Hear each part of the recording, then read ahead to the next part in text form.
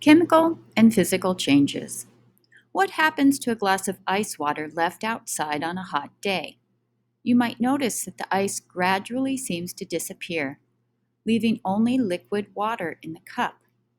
Then the liquid water gradually vanishes too, leaving an empty glass. What happened to all the water?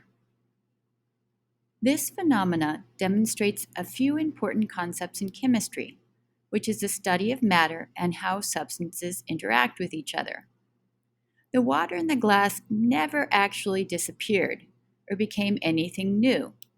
It just changed forms. This means that there were several physical changes taking place. In this situation, the water experienced three different states of matter: solid, liquid, and gas.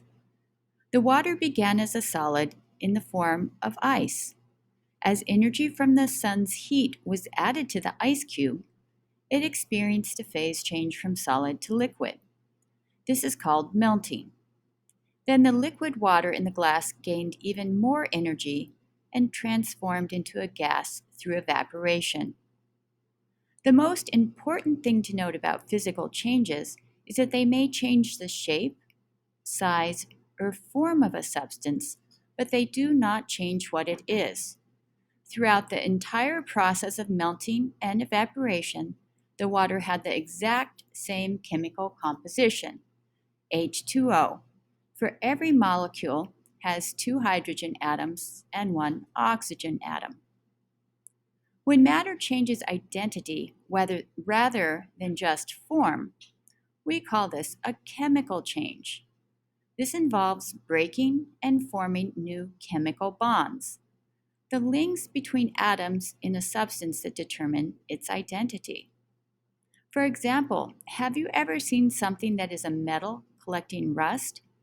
This is a chemical change where iron, Fe, reacts with oxygen, O2, in the air, forming a new substance called iron oxide, Fe2O3.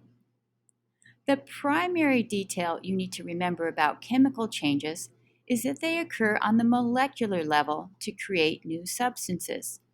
Sometimes there is visible evidence of a chemical change, like bubbles or burning. Sometimes, though, chemical changes are not immediately noticeable. Just ask yourself if new matter is formed, and you'll be able to differentiate between chemical and physical changes.